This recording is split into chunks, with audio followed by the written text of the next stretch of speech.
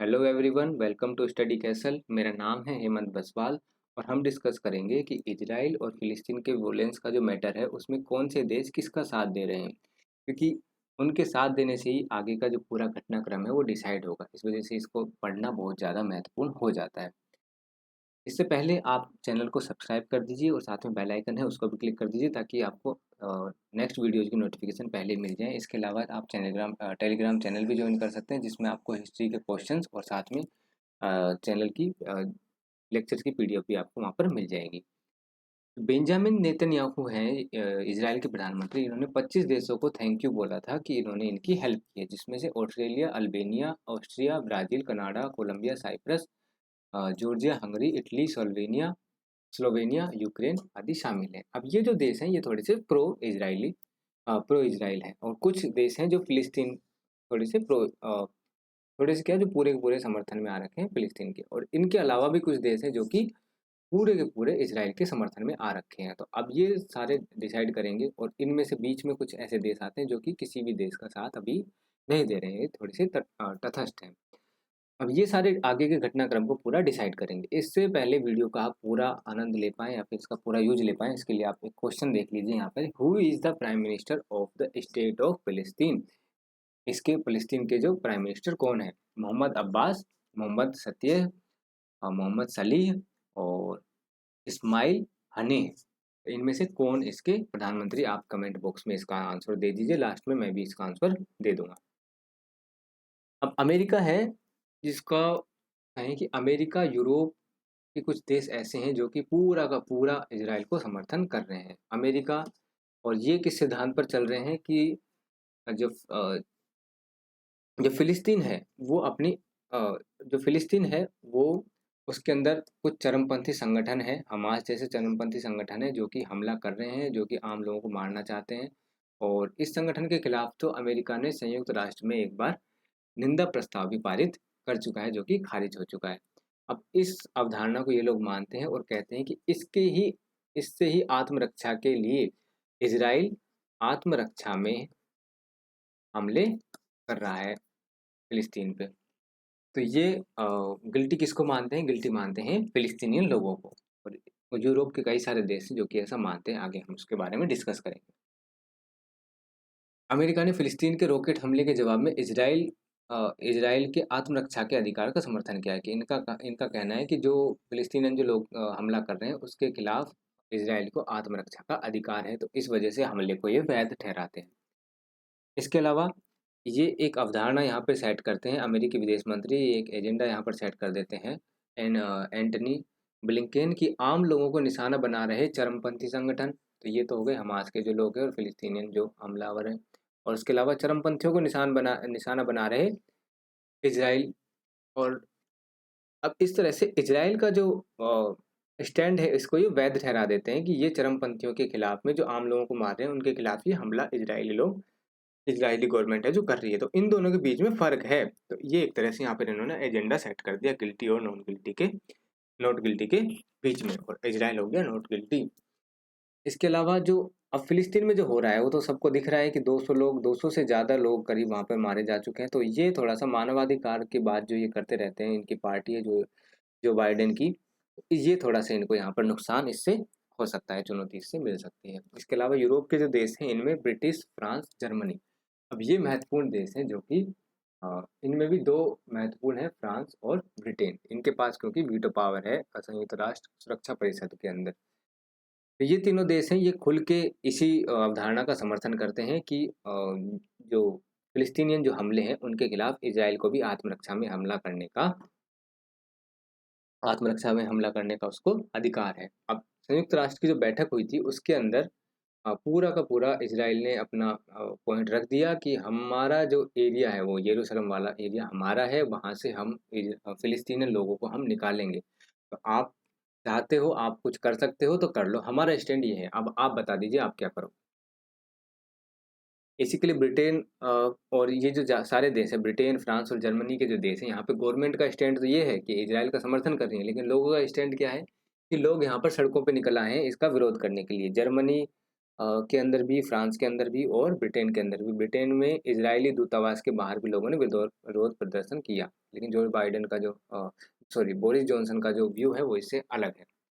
अब Boris Johnson ने tweet किया है कि हमारे समाज के अंदर कट्टरता के लिए कोई जगह नहीं है। तो अब ये फिलिस्तीनियन लोग को कट्टर कह रहे हैं। मैं ब्रिटेन के यहूदियों के साथ खड़ा हूँ, जिन्हें उस शर्मनाक नस्लवाद को नहीं झेलना चाहिए जो आज हमने देखा है। हालांकि यहूदियों ने भी एक समय पर नस्लवाद को झेला है, उसका जहर चखा है, लेकिन जो फिलिस्तीन के अंदर ये लोग कर रहे हैं वो भी उसको भी इस तरह से कोई उससे कम नहीं है जो ये मुस्लिमों के साथ वहाँ पर किया जा रहा है। फ्रांस की राजधानी में भी वहाँ पर कहीं कि शनिवार को विरोध प्रदर्शन हुआ, जिसमें कि पुलिस और प्रदर्शनकारियों के बीच में झड़पें भी हो गई। इतना तगड़ा वहाँ पर विरोध प्रदर्शन हुआ था। और ये भी आत्मरक्षा की यहाँ पर बात करते हैं। दूसरा, फ्रांस कहता है कि यूरोप के अन्य देशों के साथ मिलकर वो फिलिस्तीनियों और इजरायलियों के बीच में बातचीत करवाने की शुरुआत करने की कोशिश कर रहे हैं। आगे बात करें जर्मनी की, जर्मनी भी वही बात कहते हैं और साथ में ये कहते हैं कि संयुक्त राष्ट्र जो है कि इजराइल में जो रॉकेट हमले हो रहे हैं उनकी निंदा करता है। अब ये इजराइल के अंदर जो रॉकेट हमले हो रहे हैं उनकी निंदा करते हैं, इजराइल जो हमले कर रहा है उनके बारे में ये वहाँ पर समर्थन करते हैं। और ये हिंसा किसी भी तरह से सही नहीं ठहराई जा सकती।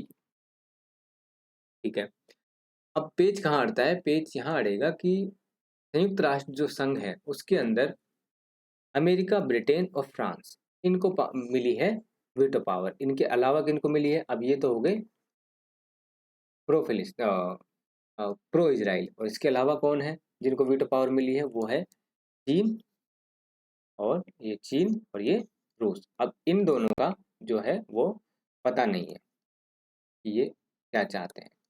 इनके बारे में हम आगे बात करेंगे। तो ये सब सदस्य हैं, तो इनकी वजह से यहाँ पर क्या है कि इजराइल को थोड़ा सा फायदा मिल सकता है। अगर कोई बात होती है तो वहाँ पर इन तीनों देशों की वजह से इजराइल को थोड़ा सा फायदा मिल सकता है। अब ये जो देश हैं ये यूरोपीय देश हैं, ये इजराइल के साथ हैं। और ये जो देश हैं चाइना और रसिया, ये और इंडिया, ये तीन देश हैं, ये क्या है? तटस्थ हैं। और इसके अलावा जो अरब कंट्रीज हैं ये क्या है? ये अ, फिलिस्तीन के साथ में है।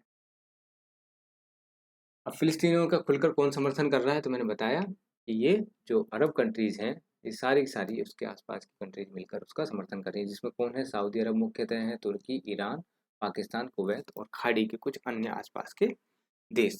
अब सऊदी अरब है वो तो कहता है कि सऊदी अरब फिलिस्तीनियों के साथ खड़ा है और जहाँ पर कब्जा किया गया है फिलिस्तीन में, जहाँ कब्जा किया है उसको खत्म करने के लिए उसका समर्थन करता है। और ये कहते हैं कि 1967 में जो स्थिति थी उसी स्थिति को वापस बहाल किया जाए, कि जिस तरह से वहाँ एक स्वतंत्र मुल्क हुआ करता था बड़ा सारा, और जिसकी राजधानी पूर्वी जेरूसलम थी। अब इसी राजधानी का पूरा झगड़ा है, यहीं से लोगों को खाली करवाया गया था और इसी के बाद से पूरा का पूरा झगड़ा यहाँ पर स्टार्ट होता है। अब जो इजराइल है वो धीरे धीरे धीरे धीरे फिलिस्तीन पर कब्जा करता जा रहा है। तो ये स्थिति थी, ये पूरा फिलिस्तीन था भाई पूरा। इसके बाद में 47 में इसको बांट के जब ओटोमन साम्राज्य का पतन हुआ तब ये ऐसा था। बाद में जब ब्रिटेन ने इस पे कब्जा कर लिया और ब्रिटेन ने जब इसको छोड़ा तो इसको कुछ इस तरह से, जैसे पाकिस्तान और इंडिया का विभाजन किया था तो इस तरह से इसको विभाजन करके यहाँ पर छोड़ दिया। और बाद में यहाँ पर इन्वेड किए करता गया इजराइल, यहाँ पर यहूदियों को बसाया गया था और यहाँ मुस्लिम लोग हैं। और ऐसे करते करते ये 2020 में आकर इस तरह का कुछ हमें छटा छटा सा इलाका ऐसे देखने के लिए मिल जाता है और ये बन जाता है गाजा पट्टी, जहाँ से कि हमला किया जा रहा है। तो ये कहते हैं कि जो 67 का जो था पीरियड था, ओके, 67 का जो पीरियड था उसको हम बहाल करने की प्रयास करेंगे। और इंडिया और इसके बीच में जो सऊदी अरब है इसके जो व्यू पॉइंट है उसमें यही फ़र्क है कि इंडिया कहता है कि जो अभी जो फ़िलहाल जो कंडीशन है उसी को जारी रखो, बाद में बातचीत करके उसको जैसा भी सॉल्व करना है करो, अभी युद्ध को कम से कम ख़त्म करो। तुर्की का भी कुछ ऐसा ही है। तुर्की वाले तो कहते हैं कि जो उनके राष्ट्रपति हैं कि हम, चाहे दुनिया खामोश हो जाए, हम आवाज़ उठाते रहेंगे, हम उसके खिलाफ बोलते रहेंगे। इजराइल पर प्रतिबंध लगाने की तुर्की है जो बात करता है। इसके अलावा ईरान भी उनका समर्थन करता है फिलिस्तीनियों का। और उसके जो एक लीडर हैं, धार्मिक लीडर है, वो तो कहते हैं यहूदी सिर्फ ताकत की भाषा समझते हैं, इसलिए फिलिस्तीनियों को अपनी शक्ति और प्रतिशोध बढ़ाने की कोशिश करनी चाहिए और ताकि अपराधियों को आत्मसमर्पण करने और उनके क्रूर कृत्यों को रोकने पर मजबूर किया जा सके। इमरान खान और पाकिस्तान ने भी ट्वीट करके उसका समर्थन किया है और उन्होंने वहाँ पर जो उपद्रव हुआ है, जो मस्जिद है उसके अंदर उपद्रव और बच्चों की जो हत्या हुई है उसका उन्होंने निंदा की है और उसको कहा है कि ये स्वीकार नहीं किया जाएगा। इसके अलावा संयुक्त अरब अमीरात है, उसने भी इसकी निंदा की है। इराक के राष्ट्रपति है बहराम साली, उन्होंने भी इसकी निंदा की है और एकजुट होने की बात की कि सारे के सारे हम एकजुट होते हैं फिलिस्तीन के लिए। लेकिन एकजुट होके कुछ कर तो नहीं पा रहे हैं। खैर, और जो जॉर्डन है उसने कूटनीतिक स्तर पर बात करने का प्रयास किया। जॉर्डन भी फिलिस्तीन के समर्थन में है, लेबनान भी फिलिस्तीन के समर्थन में है। लेकिन जो मिस्र है, मिस्र यहाँ पर इम्पोर्टेंट हो जाता है अरब कंट्रीज में। जो मिस्र है वो पिछले जो संघर्ष हुए थे उनमें भी महत्वपूर्ण भूमिका रखता था, उनमें शामिल था। अब ये मध्यस्थ की भूमिका निभाने की यहाँ पर कोशिश कर रहा है, तो देखते हैं ये क्या करता है।